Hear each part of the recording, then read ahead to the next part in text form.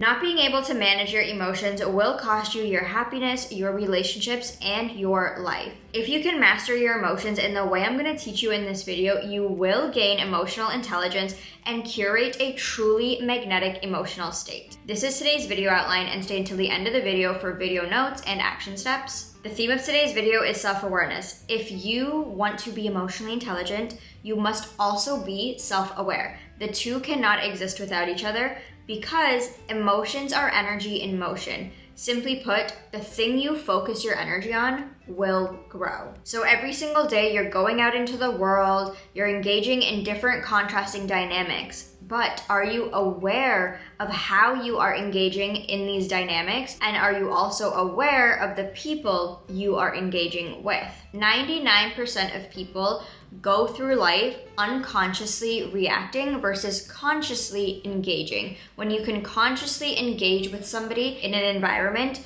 you have all the power. And the difference is quite literally make or break. First, let's go over some key concepts to really build this foundation of emotional intelligence. Emotional intelligence, in the most simplest way, is defined as having an open relationship with your emotions, hearing them, seeing them, talking to them, and acknowledging their presence. A lack of emotional intelligence is defined as instinctively responding to what you're feeling. Right off the bat, you get a feeling, you're like, boom, I'm feeling angry. Let's take some action. How are we gonna express this anger on that person? There's a lack of conversation with your emotions here. There's a very big disconnect from you and your emotions. You are assuming they are separate from you and that you're not actually involved with them. You're in an open relationship with their emotions. So when you don't speak to them, when you don't talk to them, when you don't have these open conversations with them, they will just take control and you will be acting on their commands. So a lack of emotional intelligence is reactivity, emotional outbursts. There's a lot of emotional output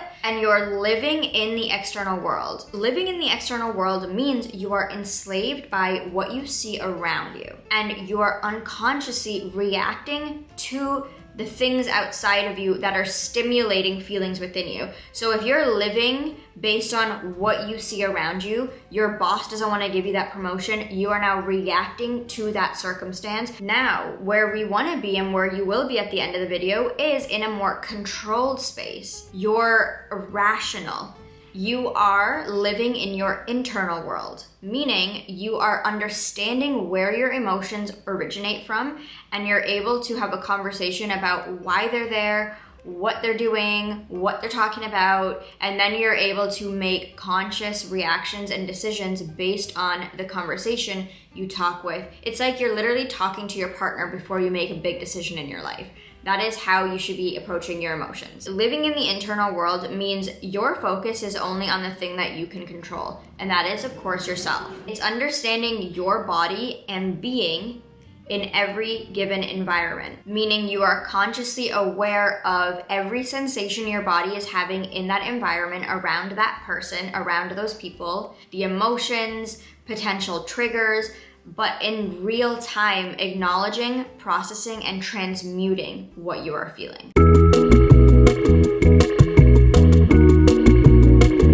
When I first started out on my healing journey, my emotional intelligence, or lack thereof, was one of my biggest weak spots. Being an avoidant attachment style, I was in true fashion avoiding my feelings at all costs. I was unable to acknowledge other people's feelings and understand how they are feeling in different moments, and how I could also be the cause of somebody feeling really not good about themselves.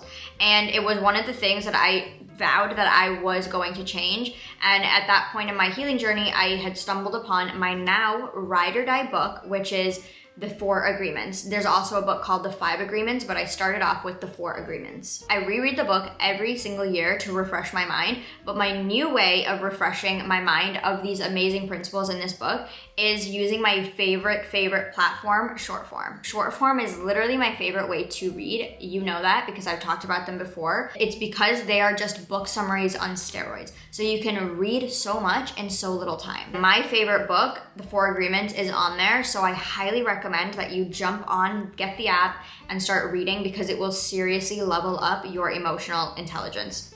glow up. Also, while you're reading, you can take notes and highlight directly in the app, so you can make note of all the key concepts you're learning, but also you can practice the information immediately, because after each chapter they will give you exercises and like little questions so that you're putting in the information that you're learning and able to apply it immediately. They have all the genres we talk about on this channel: productivity, psychology, and self-improvement. So there's really no cap to how much you're learning, like book after book after book.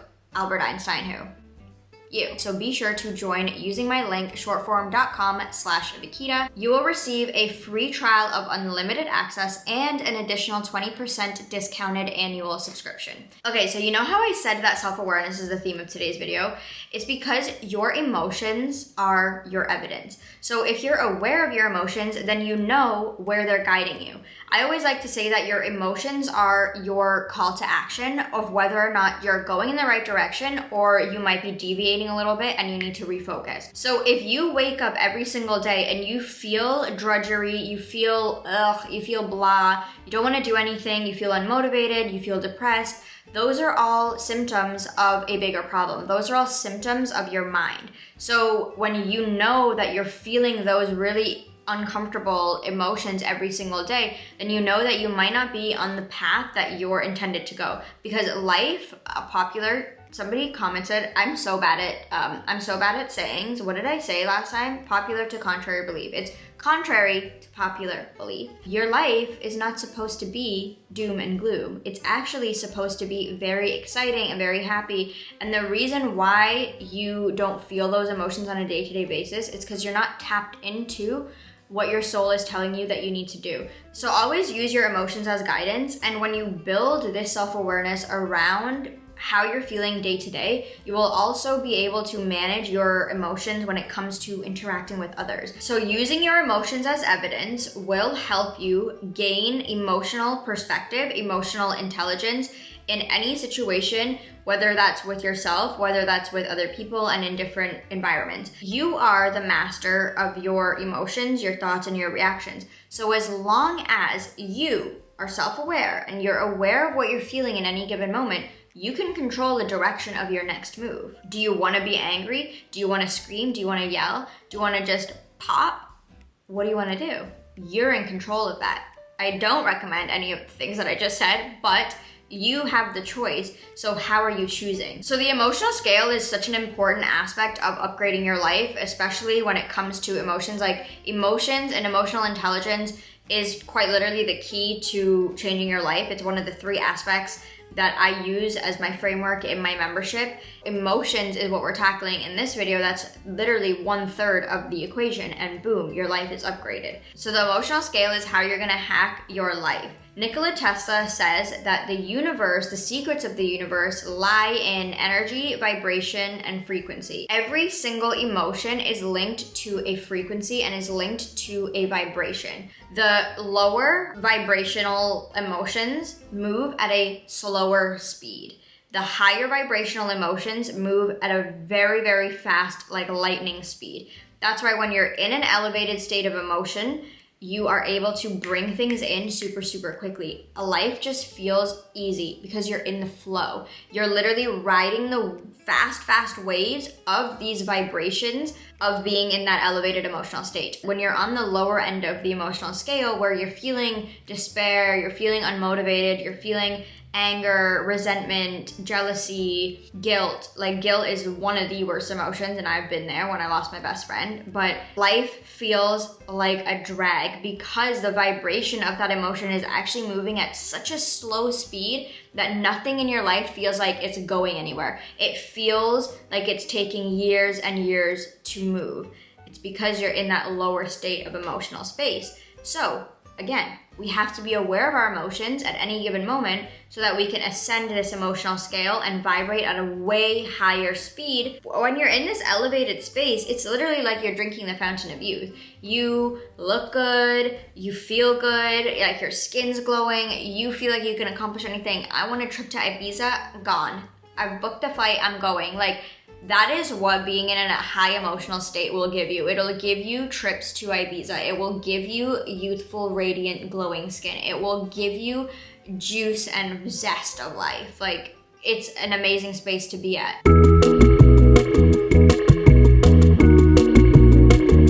So how do we get there? Heart and brain coherence. Heart and brain coherence is a concept talked about by Dr. Joe Dispenza. He is incredible and he talks so much about heart and brain coherence.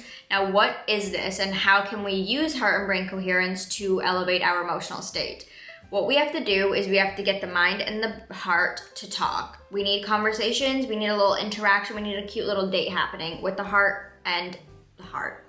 With the heart and the mind. Your heart is an electromagnetic field that extends so far outside of you that it's obviously invisible that other people can feel. This is the explanation behind why some people are extremely magnetic and some are extremely repellent. Before they even open their mouth, you don't want anything to do with them. It's because my magnetic field is picking up your magnetic field. Your magnetic field is picking up that person's magnetic field. And subconsciously, we are all interacting with each other's magnetic field, which is dictating how and who we want to interact with.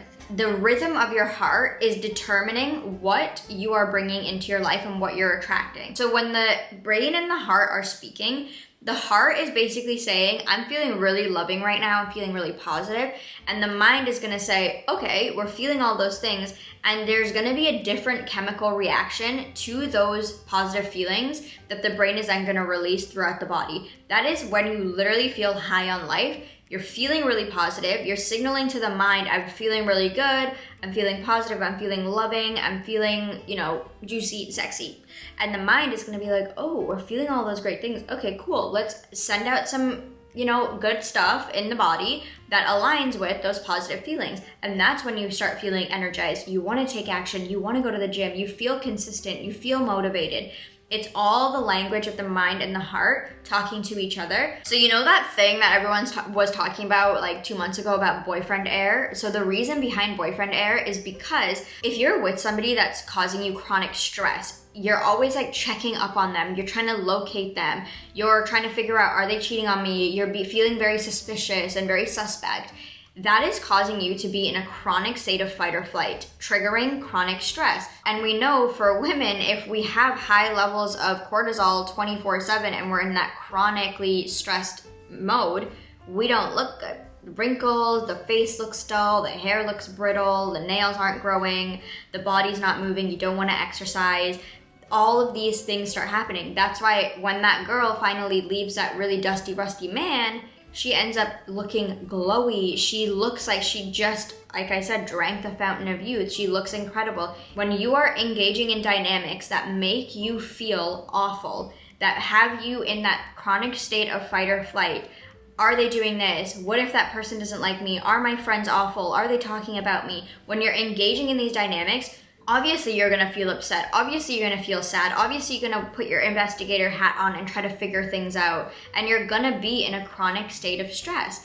And so your mind is going to listen to what your heart is telling it and it's going to act accordingly. So when you get into a great rhythm, heart and brain coherence of actually being aware of what you are signaling to your mind, everything can change. You start entering those elevated states and ascending the emotional scale. If you don't want to feel sad, don't focus on sadness. Signal to your heart, I feel really good. Cultivate that really amazing feeling by sitting in meditation, in visualization, dreaming of your dream life. Build up that good energy and send it to the mind to say, we're having an amazing day. I feel elevated. I feel amazing. I feel joyous. Today's gonna be the best day of my life. The mind is gonna start pushing out actions for you to do. So how you can practice this is getting into meditation, putting your heart, can I speak today?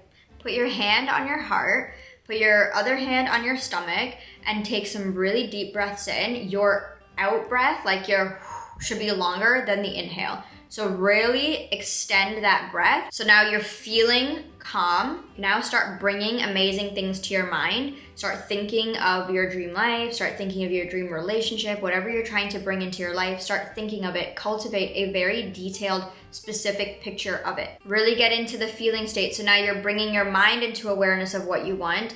You're now bringing your heart into awareness of what you want because you're feeling what it would feel like to be in that state. I just think of things that already make me really happy. My parents are my life, okay?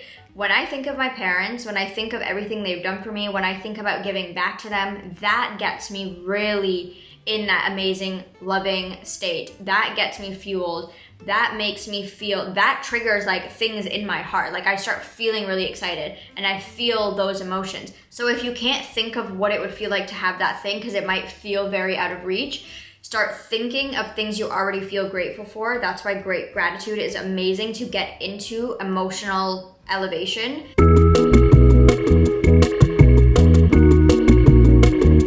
Now I want to take you through the regulation process. So how you are going to actually regulate your emotions. So if we take emotional regulation, we know what emotional means. What does regulation mean? Regulation is a rule or directive made and maintained by an authority.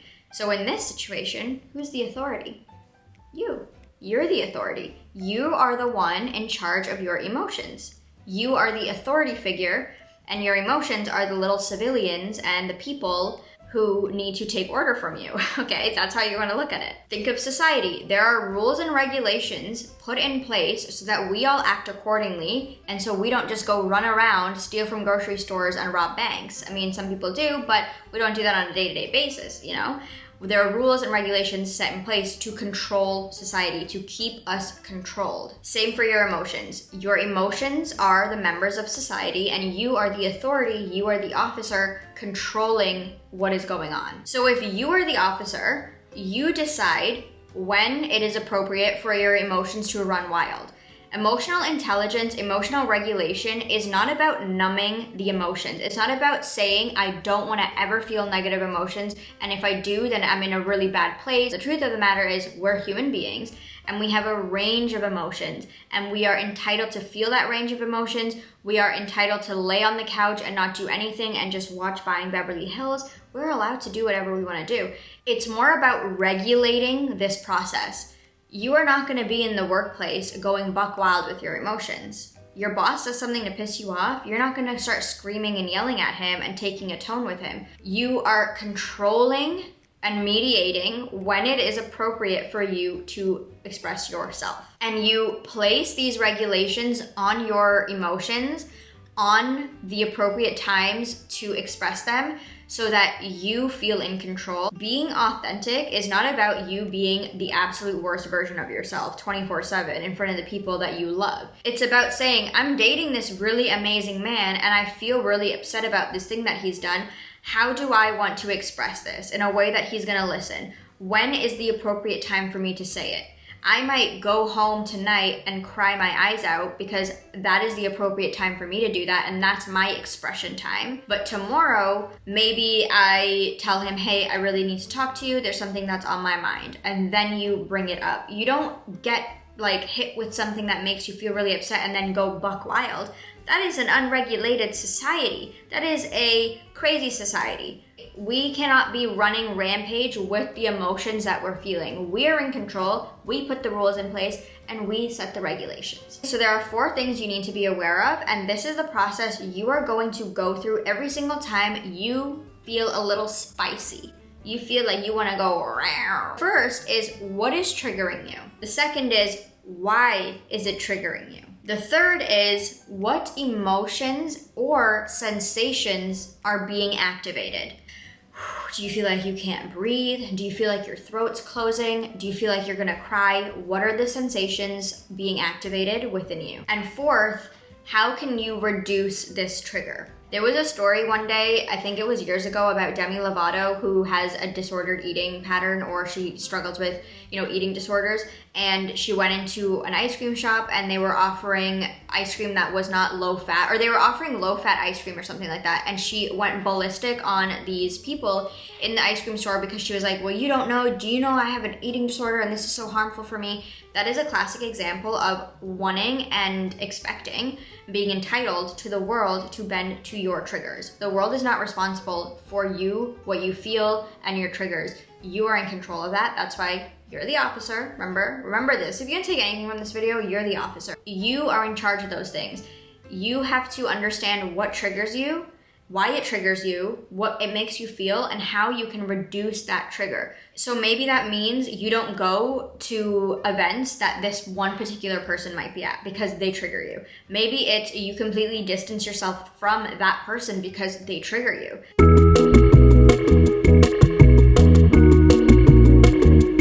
Now I'm going to answer a question given to me by you. How to actively heal yourself while living in the same environment that triggers you. I get this question often. So I ask you these two things. What are you getting triggered by? What part of the situation do you have control over? Focus on peace rather than justice. Let's break this down. What are you getting triggered by? Is it a parent? Is it a comment they make? Is it how they treat you? Is it their just who they are and how they are? Like, are they always miserable? Does that trigger you? Figure out what you're getting triggered by. Now, what part of that situation do you have control over? Do you have a room that you can go to that nobody bothers you in? Can you make that your safe space? Can you leave the house often? Can you go for walks? Can you meet up with friends? Figure out what part of that situation you have control over and focus on that. And the third thing is coming from experience, because I used to live in a very, very triggering environment, and I was on the epitome of my healing journey in this environment, so I have very extensive knowledge on this. Focus on peace rather than justice. Being somebody who wants to get justice for the people that I love and for myself, I was always the person who was always ready to defend myself. You're telling me this, but I'm telling you no. And I was always fighting with this specific person in my life in the environment I was living in. And it was so draining because that person is just like me. So it was this back and forth thing, and it was just not conducive.